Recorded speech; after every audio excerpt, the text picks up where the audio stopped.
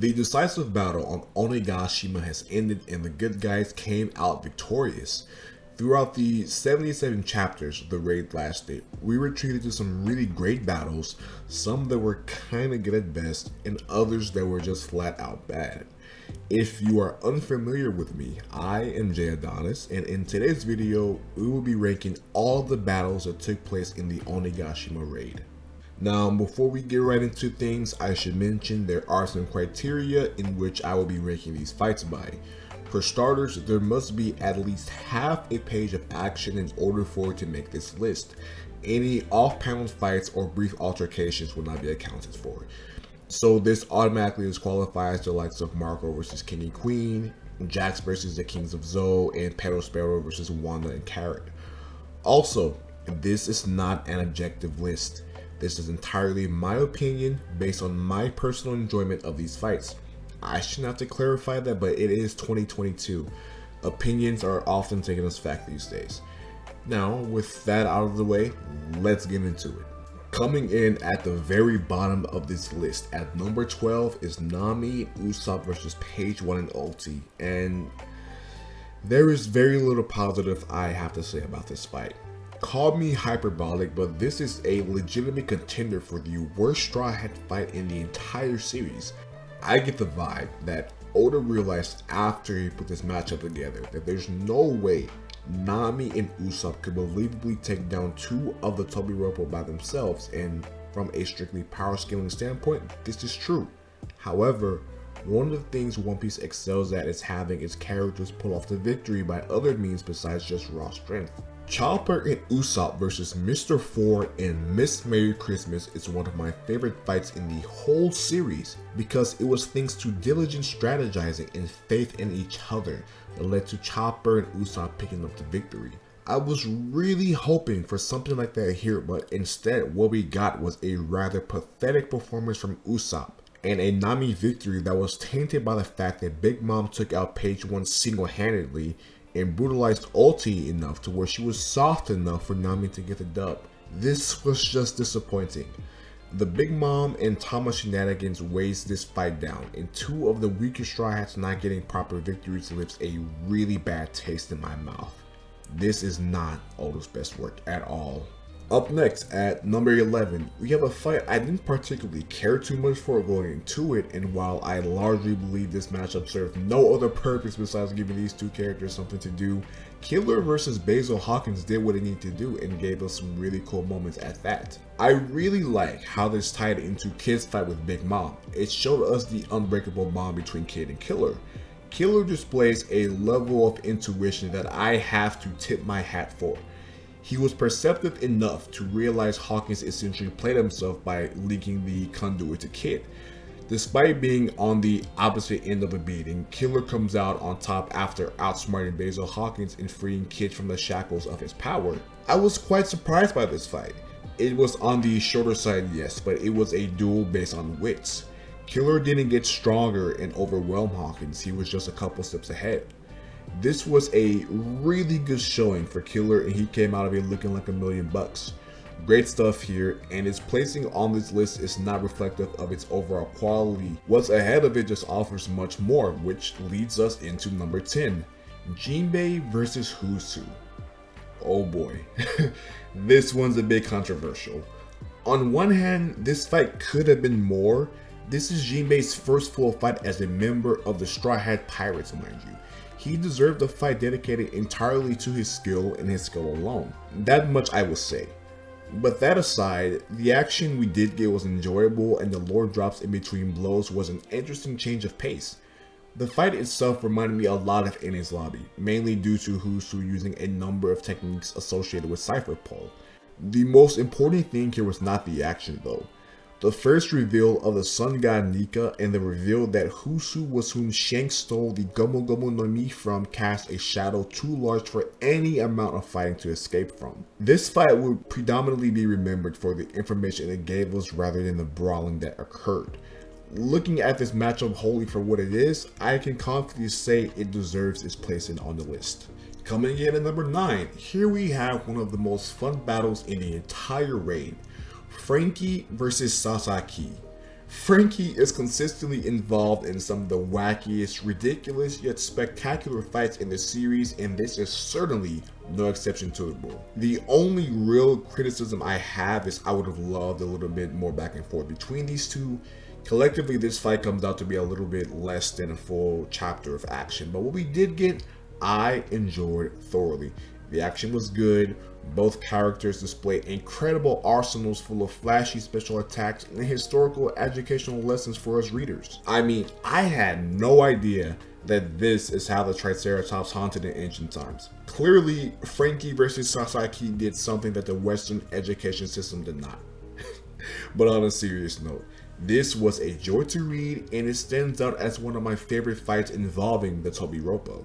At number 8, we have Nico Robin and Brook versus Black Maria. I want to put something into context for you. This is Nico Robin's first proper one-on-one fight since Skypiea in 2003. That is 18 whole years. That in and of itself is an injustice. However, while this fight definitely does not make up for the lack of Robin action we've gotten over the years, it is everything I could have asked for in a Nico Robin fight and more. Black Maria is a formidable opponent, possessing a number of spider-like powers and trickery, including illusionary techniques. This was by no means an easy fight for Robin, but she does manage to thwart this ghastly flow in amazing fashion. Not only that, we get some really good character moments from Robin as well. Her arriving to save Sanji and willing to become a demon in order to protect her friends is the kind of stuff I love in One Piece fights.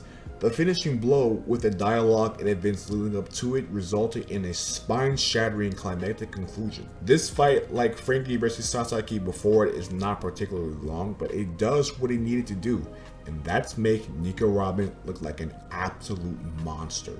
Entering the list at lucky number 7, we have the sea's favorite blonde-haired black-legged cook, Vinsmoke Sanji versus Kaido's 2nd Division commander, the twisted and disgusting Queen the Plague. Okay, so this fight is a weird one. To be totally honest with y'all, the action we see in this fight isn't that remarkable.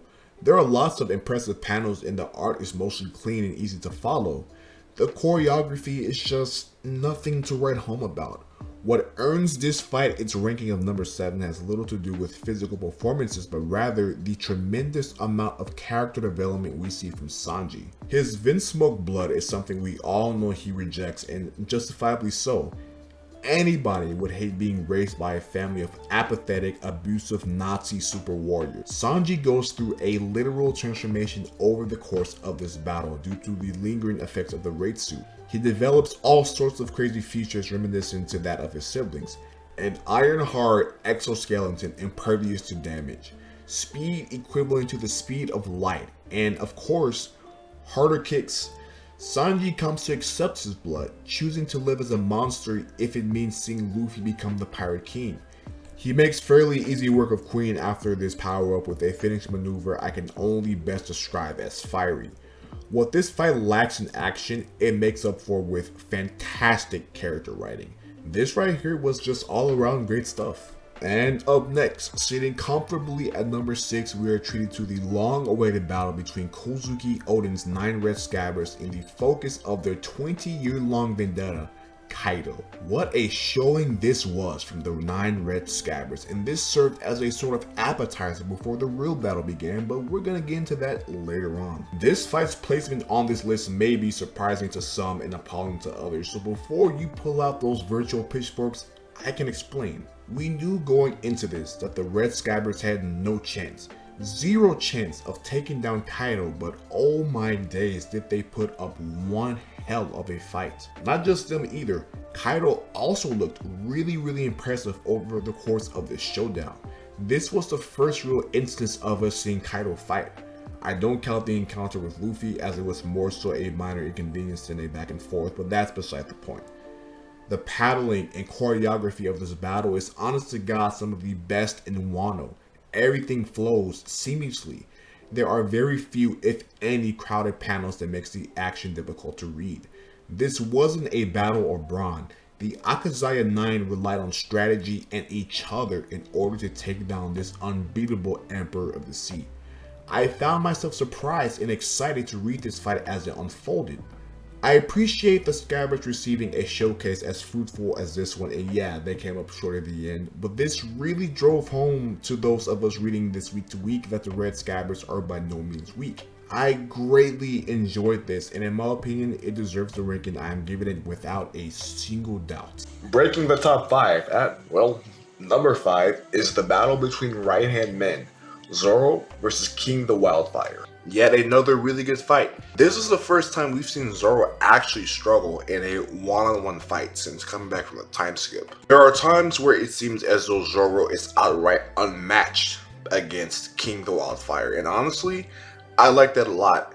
King is a first division commander of the Beast Pirates. To put that into perspective, King is around the same threat level as Katakuri. It makes sense for Zoro to have a hard time against a man who is only second to Kaido. The action in this intense bout was about on par with Zoro fights of the past. King the Wildfire is no slouch, and he proves his worth by continuously flexing his wide range of skills and attacks. This is a man who has earned his keep as Kaido's first commander. Beyond just the fighting though, this duel offers us a look into Zoro's past, as it is in this fight that we learn that he has some connection to the Shimotsuki clan. Zoro has been on this crew the longest, not counting Luffy, and it feels like we still know nothing about the man. I have to commend Oda for how he integrated the flashback amidst all the action. Zoro recalls his past in order to conquer his present, in order to fully tame Enma and defeat the enemy before him. Above all else, the most striking detail we received here was the face reveal of King the Wildfire, and wow, what a handsome bastard, seriously. I don't even swing for the other team, but I cannot deny a beautiful man when I see one. A rather entertaining battle. Character lore, handsome devils, Zoro vs King the Wildfire more than earns the elusive number 5 spot, I say. Next up, entering the fray at number 4, we have Oni vs Oni, father versus daughter, Kaido versus Yamato.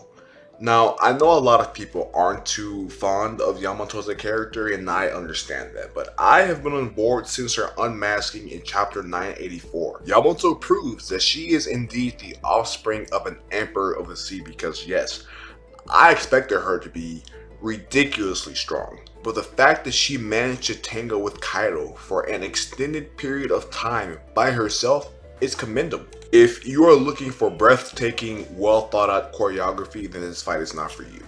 This is nothing but two ogres whacking the hell out of each other while having a not so civil clash of ideals. We are treated to a battle of attrition between these two monsters, and it served as a nice little intermission while we wait for Luffy to rejoin the battle. Also, can we just take a second to admire Yamato's Silver Fruit? That is a majestic beast if I have ever seen one.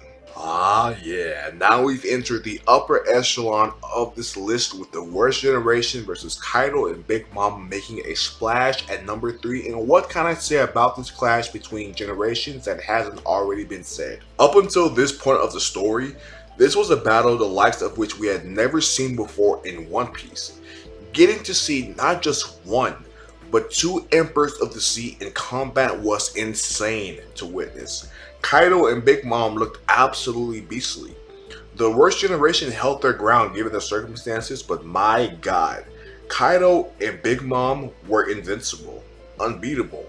It was like watching Luffy and company try to fight their way out of a hurricane. One Piece sent ripples throughout the One Piece community, and for good reason. In terms of art, direction, paneling, this was One Piece at its peak. I really can't praise this battle enough for what it gave us. The only reason it's not sitting at the coveted number 1 spot is because there are two battles I have to place above it. Coming just shy of the top spot, the number 1 spot, is Trafalgar Law and Eustace Kid versus the indestructible queen of Totland, Big Mom. This reminded me so much of fights of old. The kind we used to get pre-time skip. Law and Kid were never going to defeat Big Mom with just raw strength. Big Mom could literally fight for days, and say what you will about how they won, these two gave it everything they had, and they ultimately emerged victorious. They were outmatched from the get-go, yet through perseverance and teamwork, they pulled off a very unconventional win here. Kid and Law showed why they deserve to be in the same conversation as Luffy. Both of these characters walked away from this fight looking better than they entered. We can debate who did the heavy lifting until we're blue in the face, but the simple fact remains, they took down an Emperor of the Sea despite the overwhelming odds. And I don't want to give all the credit to just Kid and Law for this battle being as entertaining as it was. Big Mom more than carried her weight and she remained a monster until the very end. How she's portrayed may not always be ideal, however, Oda knows how to make this old hack look ferocious when it's time to. I don't have a single bad thing to say about this one. This was just great. Earning the #1 spot. This one should not be much of a surprise. We have Luffy versus Kaido. This is legitimately one of my favorite fights in the entire series, and I firmly believe it is Luffy's best solo fight to date. Kaido serves as the unstoppable force that just will not go down no matter what our rubbery protagonist throws his way. Chapters 1037 up until its conclusion sent this fight into a whole different stratosphere for me. It really did seem like Oda was holding off the best bits of this battle until the lower level fights were wrapped up, and I think this was a fantastic choice. We were treated to complete uninterrupted actions from Luffy and Kaido, and what a sight it was. This is what a duel between two high level combatants looks like. I found the choreography, specifically in chapter 1042, to be incredible and some of the best we have seen from One Piece in a long time. And Gear 5 is just a cherry on top of the David and Goliath conflict. Kaido and Luffy threw everything at each other. Each time I was surprised by how deep these guys' respective backs were. This was a battle that surpassed expectations, and it was worth the almost never-ending road it took to get here. I wholeheartedly believe there is not a single other fight that took place during the raid more deserving of the #1 spot than Luffy versus Kaido. And that's a wrap, folks. I would love to know where you would rank some of these fights. Which ones you liked or didn't like, and what are your overall favorites? Tell me it all down in the comment section below. I already know you like this video, so go ahead and hit that like button and subscribe if you aren't already for regular doses of One Piece and anime goodness alike. That being said, I will catch you good folk later. Stay gold.